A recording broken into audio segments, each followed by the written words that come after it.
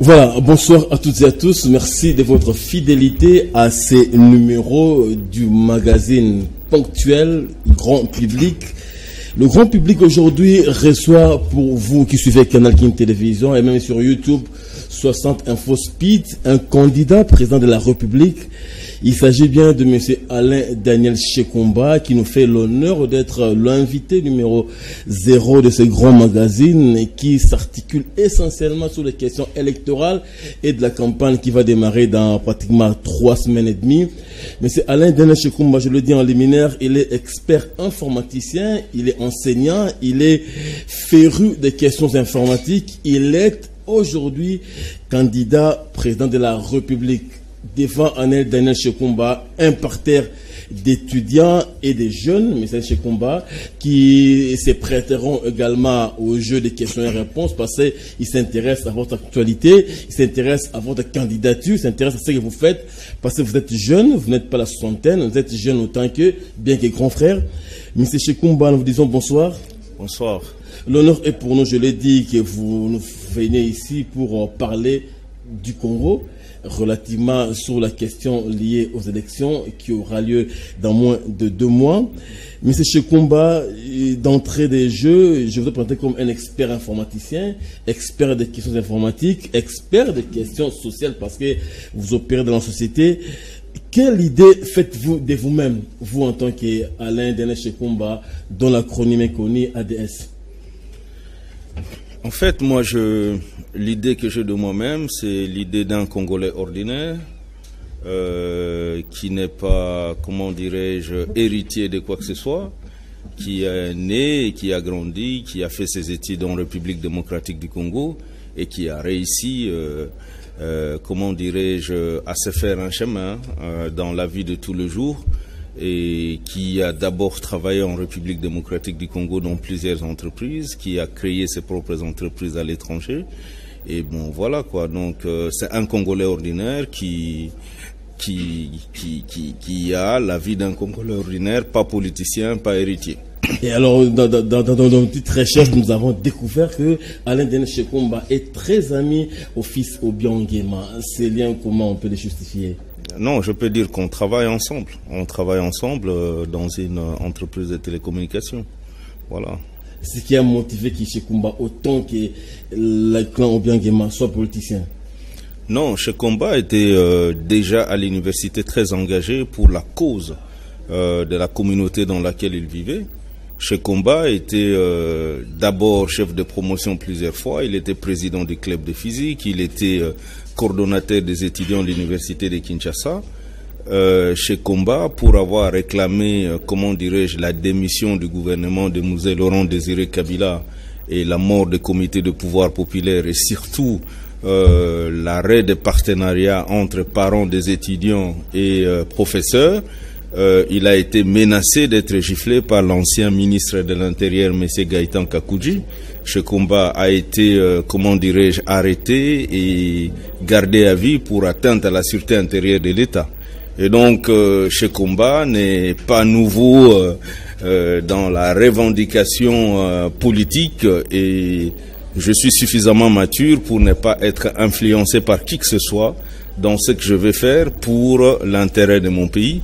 Et quand vous voyez tout ce qui se passe dans notre pays, il y a nécessité de pouvoir avoir de nouvelles personnes qui se sont toujours engagées par conviction et non pas par opportunité et qui doivent continuer ce qu'ils ont commencé.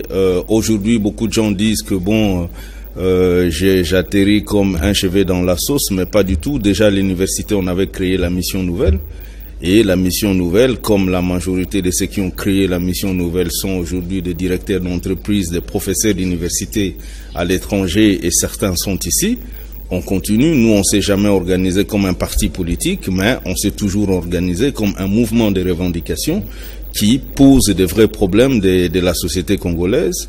On s'est opposé à l'accord de Saint-Sylvestre, c'est clair, vous pouvez le voir, on a fait des déclarations là-dessus et on a toujours voulu qu'il y ait des élections dans ces pays. Maintenant qu'il y a des élections dans ces pays, La mission nouvelle m'a présenté comme candidat et donc nous avons une idée très claire du Congo que nous voulons demain. Okay, tous ces grands épisodes, Alain Chekomba revendique à l'université. Je le rappelle qu'Alain Denis Chekomba est ancien de l'UNIKI, donc il a étudié à Kinshasa, autant que d'autres politiciens de notre pays. Après ces grands épisodes, giflés par Gaëtan Kakoudji, menacé par les pouvoirs d'Emzé Laurent Désiré Kabila, Alain Chekomba a disparu et puis revient candidat président. N'est-ce pas démesuré tout ça? Non, ce n'est pas démesuré. Alain Chekomba, il est parti en exil pour sauver sa peau. Et 2, Alain Chekomba, comme fils d'un Congolais ordinaire qui n'est pas riche du tout, devait chercher à gagner sa vie. Mais l'ambition et, comment dirais-je, l'engagement que nous avons pour le pays ne s'est jamais arrêté. Et quand vous parlez de démesuré, vous parlez de démesuré sur base de quoi? Sur base de capacités intellectuelles ou sur base de la connaissance de la gestion d'une société ou je ne sais pas sur base de quoi vous parlez de démesurés. Au regard aux différents challengers, s'il faut les appeler ainsi, des gens qui sont en face de vous, il y a des gens qui ont des parcours complètement élogieux, que vous n'avez pas du reste sur le plan politique, les affronter, n'est-ce pas, aller au-delà de ces capacités intrinsèques? Non, mais vous m'informez, je ne vois personne qui a un parcours élogieux. Je vois des gens qui ont participé à l'effondrement du pays. Je ne vois personne qui a un parcours élogieux. On parle d'un parcours élogieux comment? On parle d'un parcours élogieux, c'est quand on s'est dit par exemple que quand j'étais tel, ministre par exemple des travaux publics, la République démocratique du Congo avait par exemple 5000 km de routes bitumées. Maintenant, avec mon action, nous en avons 50 000. On avait 80% de Congolais qui étaient pauvres. Avec notre action gouvernementale, il ne restait plus que 30%. Il y avait des fonctionnaires qui avaient un salaire qui ne leur permettrait pas de, comment dirais-je, de relier les deux, de nouer les deux bouts de mois. Avec notre action, on arrive. Mais, parcours élogieux, c'est pas le bruit qu'on fait. Parce qu'aujourd'hui, parcours élogieux, ce n'est pas le fait d'être responsable de la misère et de la défaillance de l'État. Voilà, si c'est ça que vous appelez parcours élogieux, pour moi c'est un échec. Non, mais Alain Chekomba, quand on dit élogieux, c'est-à-dire que Alain Chekomba, à ce que je sache, à part vos entreprises privées qui n'appartiennent qu'à vous et à vos associés, Alain Chekomba n'a jamais été bourgmestre d'une commune de Kinshasa, Alain Chekomba n'a jamais été maire d'une ville importante, Alain Chekomba n'a jamais été gouverneur, moins encore député, même provincial, et vouloir briguer la haute fonction de l'État, mais en fait, ça paraît risqué. Non, ça ne paraît pas risqué justement parce que les gens qui ont été bourgmestres, gouverneurs et tout ont produit la défaillance de l'État que nous déplorons aujourd'hui. Mais montrez-moi un gouverneur, montrez-moi un maire, montrez-moi un ministre, montrez-moi quelqu'un qui a des résultats palpables. Voilà, c'est ça la question que je suis en train de poser aujourd'hui. Bon, je ne pose même pas la question. Je ne pose pas la question, je fais tout simplement un constat. Est-ce que les Congolais sont heureux de l'action de tous ces politiciens qui se sont succédés dans la gestion de ces pays? Si les Congolais sont heureux, je dirais qu'il y a des gens qui ont un parcours élogieux. Ici, nous constatons qu'il y a des gens qui ont eu l'occasion de gérer ces pays et qui ont complètement échoué, qui ont, comment dirais-je, créer les problèmes que nous voulons résoudre aujourd'hui. Quels sont ces problèmes? La défaillance ou l'inexistence de l'État, l'insécurité généralisée et le manque de distribution équitable des richesses nationales. Alors, si vous me dites que ces gens ont réussi à résoudre ces problèmes, je n'allais pas être là. Mais quand vous parlez de la gestion d'une société, la gestion d'une société, que ce soit une société de 2 personnes, de 3 personnes ou de 1 million de personnes, quand on n'est pas fidèle dans les petites choses, on ne le sera jamais dans les grandes choses. Alors, moi, j'ai géré des sociétés qui sont profitables, des sociétés privées qui ont une orientation, c'est la profitabilité. Dites-moi, qui a rendu la République démocratique du Congo profitable sur le plan économique, sur le plan social et même respectable sur le plan diplomatique, sur le plan sécuritaire?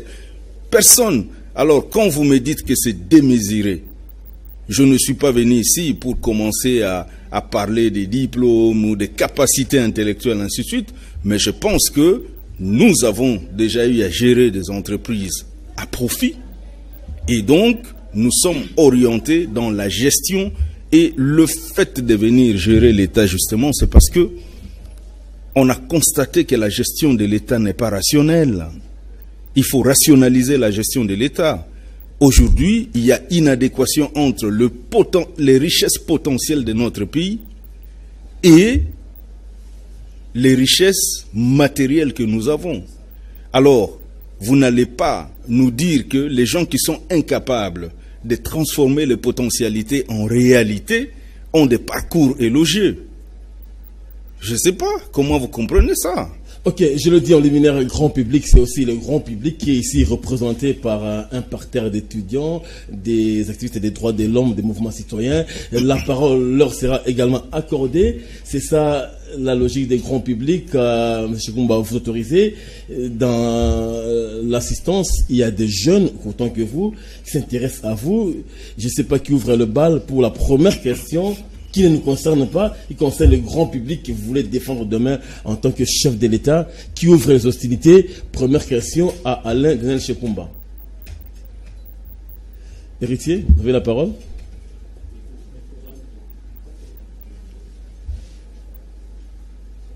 Vous levez, vous présentez, vous posez la question à Alain Grenel Chekoumba.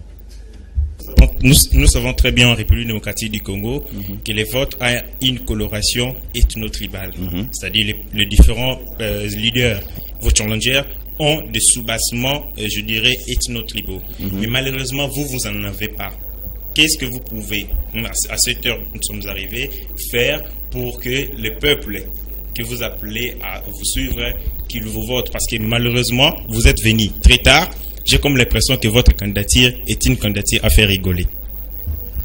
Je comprends, la question des Rikengashi est très fondamentale parce qu'en Afrique, bien évidemment au Congo également, la réalité nous rattrape toujours. L'élection ou le vote a toujours cette couleur la tribale ethnique. Et vous sortez du néant, vous avez trop vécu à l'étranger et sous le province, on ne vous connaît presque pas. Qui voteront pour vous demain? Mais ça m'encourage même, ça me fait rigoler. Et vous savez, je ne vais pas faire la stratégie électorale ici, mais quand vous dites que le vote est ethno-tribal, je suis d'une mère Moutetela et il n'y a aucun Moutetela candidat président de la République. Je suis d'un père Mukusu d'Imaniema et il n'y a aucun Mukusu d'Imaniema candidat président de la République. Et j'appartiens à la grande famille des Anamongo déjà. Donc, quand vous dites que c'est ethno-tribal, ça veut dire que vous me donnez de l'avantage sur les autres. Et je ne vais pas m'arrêter sur cet ethno-tribal, parce que nous ne devons pas aujourd'hui faire des campagnes sur l'ethno-tribal. C'est vrai, les gens votent les noms qui ont un sens dans leur langue. Parce qu'en fait, c'est une réalité, nous avons 80% d'analphabètes dans notre pays. Les gens ne s'intéressent pas au projet de société. Quand vous dites Okende, tous les Batétés vont dire au moins ça a un sens. Les Bakous vont dire ça a un sens. Et peut-être les Mongo, les machins, les Topoké vont dire oui, ça a un sens. Alors, allons sur le débat d'idées. Nous avons 80% d'analphabètes qui vont voter de façon ethno-tribale. Mais nous avons 20% des gens éduqués qui vont voter sur base d'un projet de société. Et ce sont ces 20% des gens éduqués qui nourrissent les 80% d'analphabètes et qui ont un mot à dire. Donc je préfère aller sur, comment dirais-je, l'offre politique que nous sommes en train de faire aux Congolais que de parler de l'ethno-tribal. Aujourd'hui, que j'arrive en retard, ou comme vous le dites, parce que je ne pense pas, vous avez fait les sciences politiques, la popularité en politique, ça peut venir dans 48 heures ou dans 24 minutes, dans 24 heures. Donc ce n'est pas... Et puis, je suis un ancien directeur marketing. Il y a 4 étapes dans le marketing. Il y a le know me, c'est-à-dire me connaître. Il y a le like me, m'aimer. Il y a le trust me et il y a le buy me. On peut être populaire, mais on n'est pas aimé. Al Capone était populaire, mais il ne pouvait pas être président des États-Unis. On peut être aimé, mais on ne te croit pas. Ça veut dire que le jour du vote, on ne va pas te voter. Prenons l'exemple. Il y avait les Christ qui avaient nourri les gens, qui avaient guéri les malades. Mais le jour du vote, ils ont choisi qui? Ils ont choisi Barabbas. Donc, le vote a ses réalités. Et je ne pense pas que c'est tard, comme vous êtes en train de dire. Tout dépend de l'offre politique que nous faisons aux Congolais. Et notre offre politique que nous faisons aux Congolais, c'est les fruits de récolte des problèmes que nous avons récoltés auprès, non pas des Congolais des grandes villes, mais aussi des Congolais de l'intérieur. Ces Congolais qui voient les 40% des recettes qui sont destinées aux provinces qui ne leur arrivent pas. Ces médecins qui sont à l'intérieur, qui sont mal payés et qui voient même pas l'aspirine passer dans leurs hôpitaux. Ces enfants qui étudient, qui n'ont plus des bancs ou des tableaux noirs pour étudier. Voilà le problème que nous voulons résoudre dans le 12 engagement. Voilà les problèmes que nous avons circonscrits. Au mois de février, la mission nouvelle a lancé, comment dirais-je, un avis de recrutement. Et on avait recruté 30 000 jeunes Congolais, plus à l'intérieur, pour qu'ils écoutent. On a fait une campagne d'écoute pour qu'ils écoutent ce que les Congolais attendent de leurs futurs dirigeants. On s'est préparé. On ne tombe pas de nulle part. Voilà, donc c'est vous qui pensez que c'est une candidature à faire rire. Oui, ça peut bien vous faire rire, mais il y a des gens qui ne rient pas. Ok, deuxième question du grand public. Après Chrétien Gachi, on prend la deuxième personne avant que le plateau principal ne reprenne la parole. Manix Kateba. Merci beaucoup, bonsoir monsieur. Je suis Manix Kateba, activiste d'un mouvement citoyen et je suis juriste licencié en droit public et président de plusieurs associations. Lorsqu'on interroge l'histoire, elle nous rappelle qu'en 2006, en 2011, il y a eu une panoplie de candidats. Si je peux le citer, à l'instar de Oscar Kachala et André Kachamba et autres, ils sont venus avec des discours très bien, avec des discours promettants. Mais à l'issue des élections, ils sont rentrés, ils ont fait silence, motus, bouche cousue. Aujourd'hui, les nouvelles figures que nous voyons dans l'arène politique venir postuler à la cause présidentielle ne sont pas épargnés d'une certaine critique. Ils pensent qu'ils sont de mèche avec les régimes et que c'est les régimes qui financent ces derniers pour apporter un tohu-bohu dans le processus électoral. Qu'est-ce que vous pouvez dire concrètement au peuple congolais qui vous suit en ce net moment? Et quelle assurance pourrez-vous apporter au peuple congolais pour que vous soyez épargné de ce discours ou bien de ces critiques? Et la deuxième question, si vous le permettez. Aujourd'hui, vous êtes candidat président, mais je ne sais pas, à moins que je me trompe, si vous avez aligné aussi des députés, parce que nous savons que pour mettre au profit votre projet de société, faire bénéficier aux Congolais, il faudrait avoir la majorité parlementaire. Et on se demande de quelle façon vous allez procéder, parce que à ce que je sache, vous n'avez pas de candidat que vous avez aligné pour la députation provinciale et nationale. Jeudi. Ok, merci. De toute façon, je dirais comme Charles Aznavour, tout ce que les gens pensent de moi, c'est que je ne suis pour rien. Voilà, donc les gens peuvent penser ce qu'ils veulent et on ne peut pas empêcher à quelqu'un de penser ce qu'il veut. De toutes les façons, ce ne sont que des racontards. Moi, j'ai déjà dit lors d'une émission que je voudrais bien que tous ceux qui ont déposé leur candidature à la présidence exhibent leur compte bancaire d'il y a 5 ans. Comme ça, on va suivre le mouvement financier qu'ils ont et on va savoir qui a toujours eu l'argent, qui a reçu l'argent de qui. Et jusqu'aujourd'hui, je n'ai jamais vu aucun candidat président de la République ou député national qui a exhibé ses comptes bancaires d'il y a 5 ans. Donc, je suis toujours disponible, je l'ai dit, que tout le monde qui pense que, bon, moi, je l'ai toujours dit, je ne connais personne dans la classe politique, que ce soit de la majorité ou de l'opposition. Quand vous me parlez des gens qui étaient venus, est-ce que Oscar Kachala était leader des étudiants ici? Non, pas du tout. Est-ce que Oscar Kachala ou toutes ces personnes dont vous me citez les noms, ils ont été arrêtés ici pour atteinte à la sûreté intérieure de l'État? Ils se sont engagés dans quelle cause qui concernaient la société dans laquelle ils vivaient. Voilà, ça ce sont des questions qu'il faut se poser. Et donc, moi, je ne peux être, au-delà des 40 ans, je ne peux être le jouet de personne. Et ça m'étonne. Je suis revenu en République démocratique du Congo et j'ai comme l'impression que pour que quelqu'un puisse avoir la liberté de faire quelque chose, il doit être poussé ou être utilisé par quelqu'un. Mais nous sommes libres.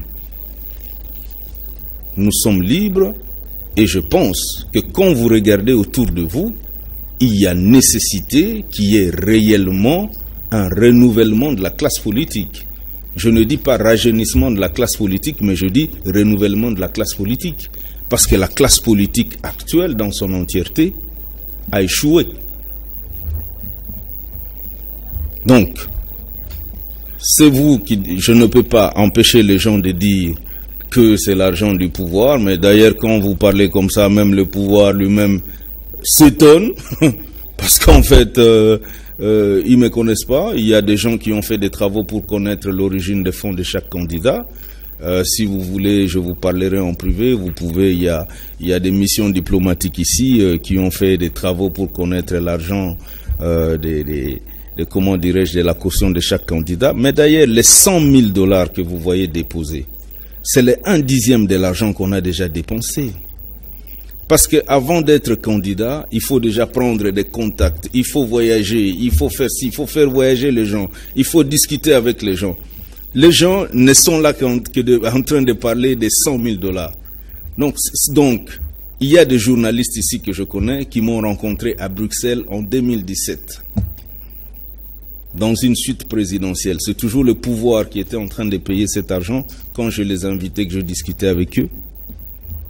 Pourquoi ne supporterai pas d'autres personnes? Pourquoi ils vont me supporter moi? Si vous suivez, il y avait une émission que j'avais faite à Bruxelles avec Fabien de Tchango TV. On ne savait même pas encore qu'il y aura un calendrier électoral et moi j'étais le seul à dire qu'il y aura des élections en 2018. Donc pendant ce temps-là, le pouvoir était déjà en train de me financer. Donc, je répète encore, tout ce que les gens disent de moi, c'est que je ne suis pour rien. Voilà, ce que je sais, c'est que je ne suis pour rien. La deuxième chose, vous êtes en train de parler des députés nationaux, des députés provinciaux. Je peux vous accompagner dans Oui, s'il vous plaît. Comme si on était dans un pays normal avec des motivations nobles. Je reçois beaucoup de députés provinciaux, beaucoup de candidats députés provinciaux et de candidats députés nationaux qui viennent chercher un partenariat. Mais quand vous leur posez la question pourquoi vous voulez être député, vous allez pleurer quand vous allez entendre leurs réponses. Que disent-ils? Je garde pour moi. Le public en a besoin, pourtant. Et je vais juste... Non, je vais juste... Non, je vais... Les gens qui postulent, ça peut aider le public à faire des choix judiciaires. Je vais continuer. Il y a des gens à l'époque, en 2011, qui étaient élus comme députés nationaux de la majorité présidentielle. On n'a pas encore eu des élections depuis 2011. Mais ces gens sont aujourd'hui des députés de l'opposition.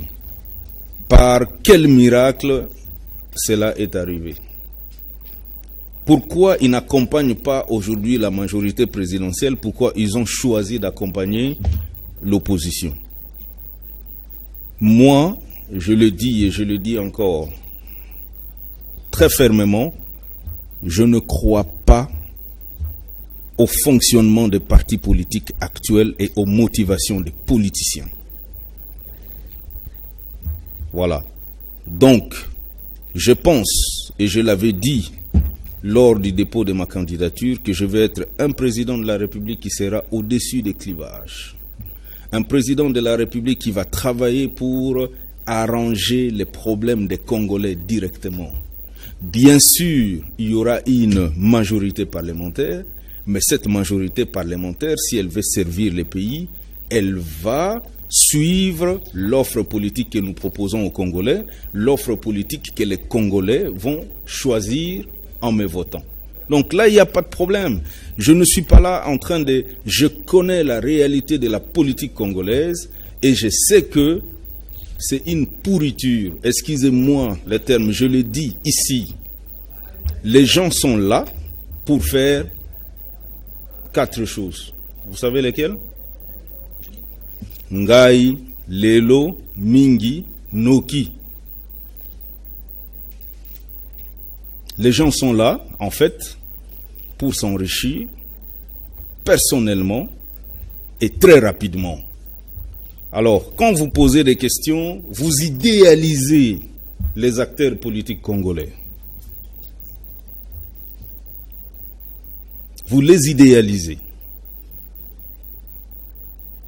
Mais en fait, ce que vous soutenez aujourd'hui, ce que vous pensez résoudre vos problèmes demain, ce sont des gens qui sont là rien que pour leurs intérêts. Et si nous qui ne croyons pas à cette classe politique-là, qui est responsable de l'échec aujourd'hui, parce que les gens que vous soutenez, que ce soit de la majorité ou de l'opposition, sont responsables de la défaillance de l'État aujourd'hui. Ils sont au Parlement, ils sont à la CENI, ils sont dans toutes les institutions. Mais la CENI est incapable de donner à la population un outil dont le résultat reflètera les choix de la population. Alors que la CENI est constituée de qui?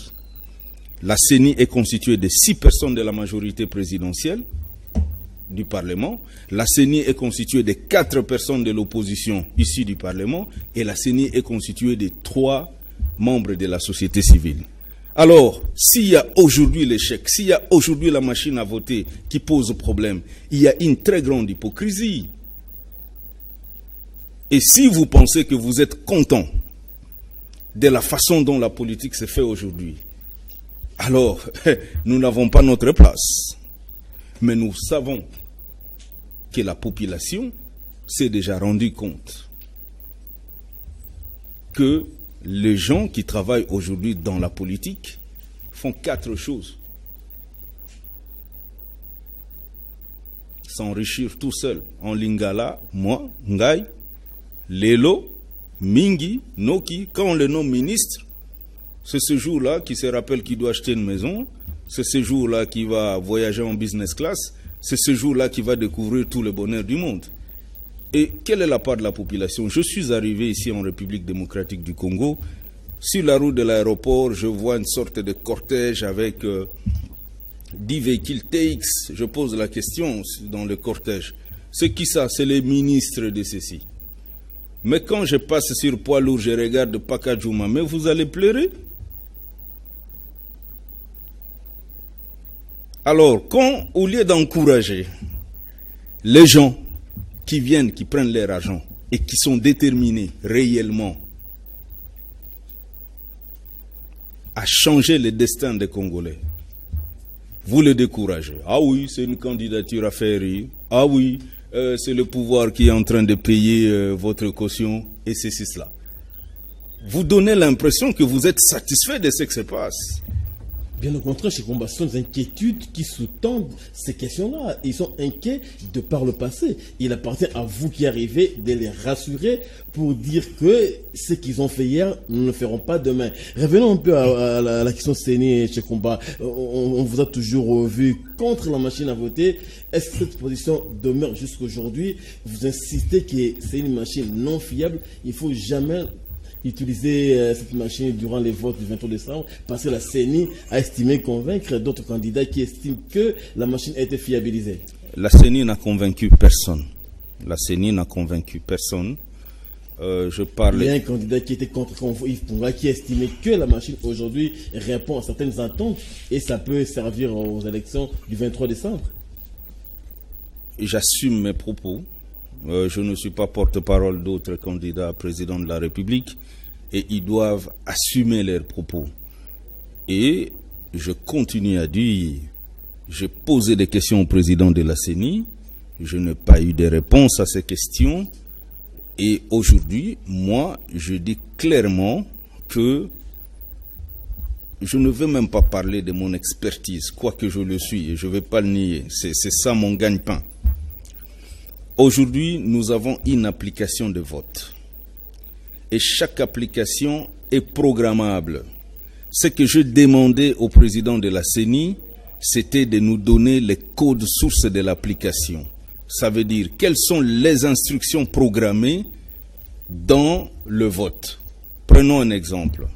Je viens, je vote et ça imprime quelque chose. Mais pour que je vote et que ça imprime quelque chose, il y a des instructions dans la machine. Alors, c'est là où se pose le problème. La première fois, le président de la CENI me dit que non, la machine fonctionnait de façon autonome et donc la machine n'était pas connectée. La deuxième fois, on découvre avec les experts britanniques que la machine était connectée et qu'on ne pouvait pas déconnecter parce qu'on était en train de monitorer certains éléments. Je lui ai posé la question, quels sont les éléments que vous monitorez? Jusqu'à aujourd'hui, je n'ai pas de réponse. Je lui ai posé la question, si par exemple, nous commençons le vote à 6 heures du matin et que à 17 heures, le vote s'arrête, quelles sont les instructions que la machine va exécuter? Est-ce que la machine va bloquer ou bien les gens peuvent continuer à imprimer les bulletins de vote? Je n'ai jamais reçu de réponse. Il dit que la machine est limitée à 660 bulletins. Alors, on peut tester. On imprime 660 bulletins et on va voir si on pourra pas imprimer les 661e bulletins.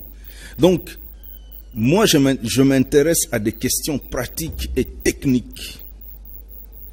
Et aussi longtemps que nous n'avons pas de réponses à ces questions pratiques et techniques, et aujourd'hui, je vais vous donner un exemple. La plupart d'entre vous se plaignent que leurs data se sont épuisés. Mais oui, vos data s'épuisent parce que il y a des mises à jour automatiques qui se font dans votre téléphone.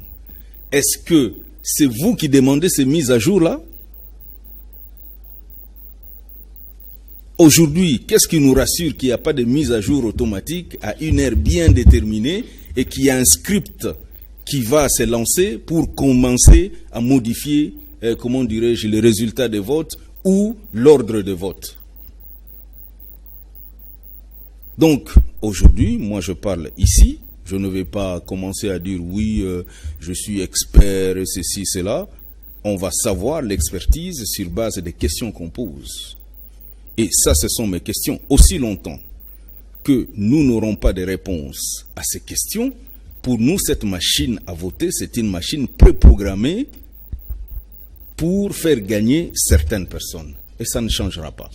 Et le fait que la CENI est en train comment dirais-je, de persister et aller jusqu'au bout avec cette machine, la CENI veut créer le chaos dans ces pays.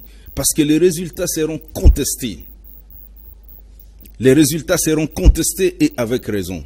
Alors nous avons dit, même s'il faut aller avec la machine à voter, mais nous devons faire des mises à jour de la machine à voter. On voit le programme, les instructions et on fait des mises à jour pour éviter qu'il y ait la tricherie. Moi, je mets quiconque au défi ici, candidat président de la République, informaticien de la CENI, spécialiste de n'importe quoi, de venir me prouver ici que cette machine-là ne peut pas permettre la tricherie. Et je ne peux être convaincu que si, ce que je dis, j'ai le code source de l'application et en langage très simple, on ouvre le capot de la voiture pour voir s'il y a des bougies, s'il y a, comment dirais-je, si tout est en place, s'il y a de l'huile moteur, et ainsi de suite. Mais vous voulez qu'on achète un véhicule et vous ne voulez pas qu'on ouvre le capot. Je viens pour acheter le véhicule, vous me dites, oui, regardez dehors, c'est bien, oui, regardez les chaises, c'est très bien, allumez, mettez le contact, oui, ça marche. Et puis je dis, oui, ça marche très bien. Mais qu'est-ce qui me dit que je vais rouler 50 km avec ce véhicule-là? Tout le monde qui est en train aujourd'hui d'affirmer que la machine à voter est fiable. Quelle est la personne qui a le code source de l'application de vote? Alors, M. Chikumba, ceux qui estiment que la géolocalisation était une notion importante pour la machine à voter, ont-ils tort? Mais si nous disons que c'est une imprimante, c'est une machine qui fonctionne de façon autonome, Mais pourquoi on aura besoin de la géolocalisation? Géolocalisation, ça veut dire il y a un serveur de géolocalisation et il y a un client de géolocalisation. Ça veut dire qu'il y aura déjà échange entre un serveur et un client. Et c'est cette connexion justement à un serveur que nous ne voulons pas. Nous voulons que ça soit juste une imprimante de bulletins de vote. Non pas seulement une imprimante de bulletins de vote, mais aussi nous voulons que les impressions s'effacent d'une heure bien déterminée à une autre heure et que le nombre soit limité. Alors, c'est contradictoire de dire que le système est géolocalisé et alors il est bien et ainsi de suite. Géolocalisation veut dire interconnexion. Est-ce que la CENI dans son serveur, ils ont une application de géolocalisation ou bien c'est une application de géolocalisation qui est connectée sur Internet? Ça devient encore beaucoup plus dangereux. Est-ce qu'ils utilisent une application propriétaire de géolocalisation? Et comment ils se connectent au satellite pour géolocaliser? Ou ils utilisent le Google Maps, qui est une application qui est sur Internet, ou d'autres applications de géolocalisation qui sont sur Internet. Donc, ça veut dire que s'il y a la géolocalisation, les machines ne sont non même pas seulement en réseau privé virtuel, en VPN, mais les machines, ou en intranet, mais les machines sont sur Internet. C'est encore beaucoup plus dangereux. Quand les gens essayent de justifier les choses ou de parler de choses, ils doivent comprendre de quoi ils parlent. Et quand ils parlent avec des gens, comment dirais-je, quand ils parlent, ils ne doivent pas prendre tous les Congolais pour, comment dirais-je, des idiots. Chaque fois que je vis le président de la CENI, et chaque fois qu'il a essayé de justifier sa machine à voter, il était en train de creuser. Ça tombe. Ok, merci M. Chikumba. Je ne sais pas s'il y a d'autres questions dans le grand public au niveau de l'assistance. Il y en a déjà deux et la troisième qui peut la poser. C'est Chikumba voudrait bien comprendre vos préoccupations afin d'y répondre avec adéquation. Troisième question. Oui, Marie-Pauline.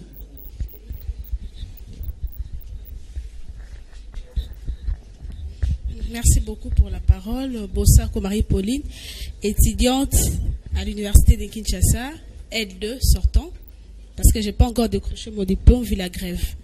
Ma question, monsieur, vous avez commencé avec une très bonne introduction, de dire que vous avez travaillé dans beaucoup d'entreprises ici en RDC et vous avez créé des entreprises à l'étranger. Et aujourd'hui, messieurs, après avoir passé beaucoup de temps à l'étranger, sans penser créer une entreprise ici en RDC, sachant déjà les taux de chômage qui règnent dans ces pays, vous revenez, monsieur, pour déposer une candidature pour devenir président. Vraiment. Expliquez-moi un peu parce que ça m'est un peu troublé. Je ne comprends pas. Vous n'avez pas une parcours politique déjà. Vous n'avez pas combattu avec le peuple congolais. Et aujourd'hui, vous voulez devenir président pour nous diriger. Comment ça, messieurs? Veuillez un peu m'expliquer, c'est un peu flou. Je sais pas compris ça. Ça m'étonne pour quelqu'un qui étudie à l'université de Kinshasa de me poser une telle question parce que vous dites vous-même que vous n'avez pas encore eu votre diplôme à cause de la grève. Pourquoi il y a la grève? Parce que les frais de partenariat n'ont pas été honorés. Alors, Chikumba est allé en prison parce qu'il s'est battu pour qu'on puisse éliminer les frais de partenariat. Alors, si vous pensez que ce que j'avais fait à l'époque n'était pas bien, ne vous plaignez pas du fait que vous n'avez pas votre diplôme aujourd'hui à cause de la grève. Il a fallu continuer ce combat. Parce que quand nous on a quitté, les gens ont eu peur parce qu'on était en prison, les gens ont eu peur. Quand j'étais là au mois de juillet pour déposer ma candidature, je suis allé à l'université de Kinshasa rencontrer le coordonnateur des étudiants. Mais il tremblait pour me recevoir. Je suis désolé. Non, les autorités ne sont pas au courant, ça risque de me créer des problèmes. Mais à notre époque, ça n'a jamais été comme ça. Donc, vous avez abandonné la lutte que nous avons commencée et aujourd'hui, vous êtes en train de payer pour. Ça, c'est déjà la réponse à votre première préoccupation. Je pense que vous devriez continuer cette lutte-là parce que c'est une obligation de l'État de donner les frais de fonctionnement aux universités et aux écoles publiques. Si aujourd'hui, il y a cette histoire de partenariat, c'est parce que l'État a abandonné ses responsabilités. Et nous, on voulait mettre l'État devant ses responsabilités. Et vous avez abandonné, et aujourd'hui, vous payez les conséquences.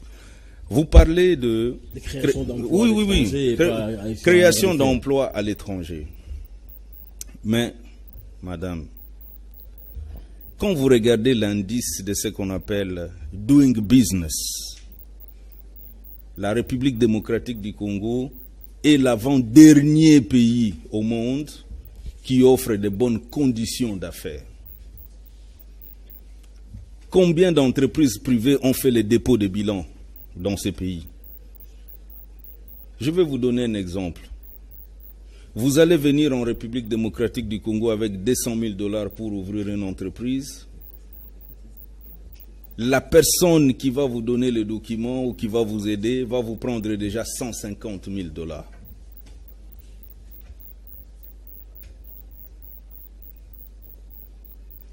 Vous pensez que c'est pour toutes ces raisons-là que nous voulons changer les choses au niveau de la magistrature suprême. La corruption a été érigée en mode de gestion. J'avais des amis qui m'ont contacté pour faire une sorte de caravane contre le paludisme sur le fleuve Congo. Distribuer gratuitement les médicaments. J'avais contacté un ministre de la Santé qui m'avait dit non, ba pesa biso kaka mbongo wana biso moko to salango. E bongo biso to golie loko moko te. Alors, c'est ce que je suis en train de vous dire. Vous êtes en train d'idéaliser notre pays, ou vous êtes en train d'idéaliser les gens qui nous gèrent. Mais vous devez vous désillusionner. Ces gens ne veulent pas le bonheur de ce pays. J'ai une entreprise que j'ai créée depuis 2017 ici.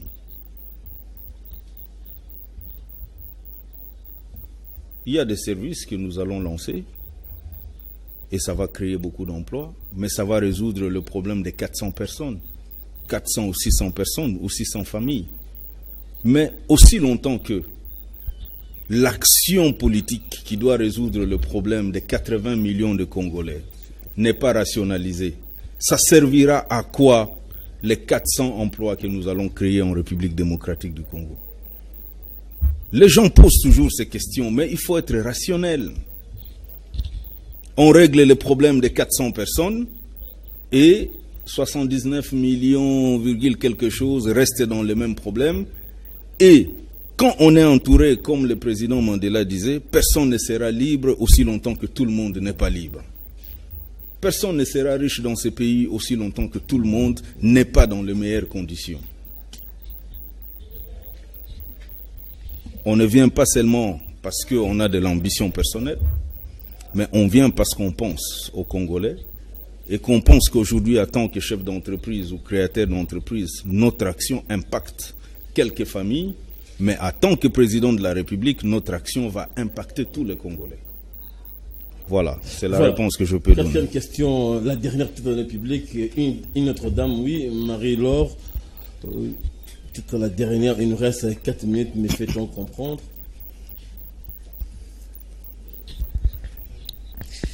Bonsoir, monsieur Chekomba.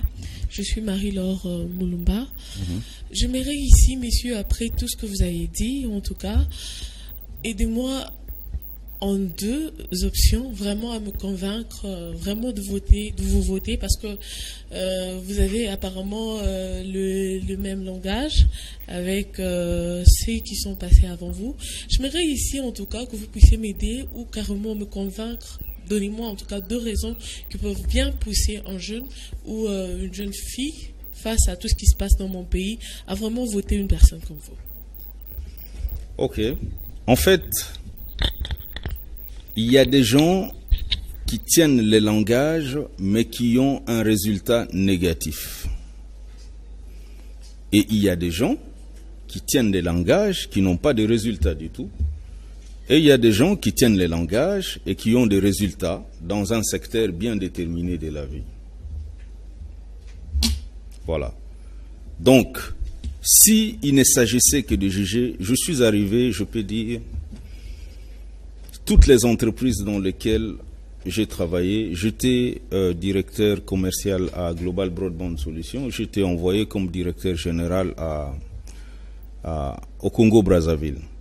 Mais j'ai créé l'entreprise à partir de zéro. De 10 employés, on a laissé l'entreprise à 300 employés avec des résultats. Je suis arrivé en Guinée équatoriale avec une entreprise de télécommunications qui n'avait que 16 000 abonnés. Aujourd'hui, nous sommes à 500 000 abonnés et nous avons créé plus de 10 000 emplois. Et on a augmenté les salaires de nos agents à plus de 200%. Voilà, donc moi je suis en train de parler des résultats. On n'est pas en train de parler, oui, je vais arranger. Quelqu'un qui n'a jamais géré même une boutique. Quelqu'un qui a toujours vécu de l'argent de l'État. C'est-à-dire, on lui donne une dotation, il ne produit rien. Et il consomme tout cet argent sans investir dans l'outil de production. Même s'il vous apporte le meilleur discours du monde, vous allez le croire. C'est ça. On s'informe. Aujourd'hui, les gens viennent avec des discours. Mais moi, je me dis, quand vous regardez aujourd'hui, selon les rapports de la Cour des comptes, il y a les dépassements budgétaires dans tous les ministères. Alors que le service public, notamment l'éducation, la santé et consorts, le taux d'exécution du budget est même négatif. Alors, on peut donner des discours, c'est très beau. On peut dire, oui, moi j'ai de l'expérience, mais l'expérience c'est de l'échec. J'ai de l'expérience de quoi? Vous avez la Société nationale d'électricité. La Banque européenne d'investissement a prêté à la Société nationale d'électricité, il y a quelque temps ici, plus de 500 millions de dollars pour refaire une autre ligne de Inga à Kinshasa et élargir le réseau de distribution à Kinshasa pour éviter les coupures. Mais est-ce que ce problème a été résolu? On retrouve les chiffres dans les livres de comptabilité. Mais l'action, est-ce que vous la sentez? Donc, je suis en train de dire aujourd'hui, quand on n'est pas fidèle dans les petites choses, on ne sera jamais fidèle dans les grandes choses. Même si j'ai géré des entreprises à 10 personnes, 5 personnes, il faut voir quelle a été la rentabilité de ces choses-là pour pouvoir voir le sérieux avec lequel nous mettons dans la gestion de choses. J'ai géré le problème de partenariat des étudiants à l'université de Kinshasa. Tous ceux qui étaient des délégués facultaires venaient me voir pour qu'on ne paye pas les Minerval parce qu'on représentait les étudiants. Je leur avais dit, vous allez payer. Comment nous, qui sommes représentants des étudiants, nous ne payons pas? Comment nous allons savoir que les étudiants souffrent avec ça? Donc, quand je dis quelque chose, c'est parce que je pense vraiment. Je suis arrivé en 2016, je n'allais même pas être candidat. Vous savez qu'à l'université de Kinshasa, elle peut témoigner. Les filles font ce qu'on appelle la sachétisation et les hommes vont dans ce qu'on appelle les hommes 40. Il n'y a pas de toilettes. J'ai acheté des toilettes bio de mon argent sans être candidat depuis 2016. J'ai envoyé ici un don que je fais à l'université de Kinshasa, mais les douanes ont arrêté ça et m'ont fait payer 12 000 $. Alors que je faisais un don pour résoudre un problème qui se pose dans le milieu des jeunes. Qui a pris cet argent? Cet argent a servi à quoi? C'est bien de faire des discours, mais il faut avoir des éléments. Qui est ce candidat président de la République, avant d'être candidat, qui a pris son argent pour chercher de résoudre même un petit problème? Informez-vous au département de physique de l'université de Kinshasa. Ils ont ces toilettes aujourd'hui et j'ai payé la douane et on est en train de construire. Avant d'être candidat, avant même d'être candidat ou de savoir que j'allais être candidat.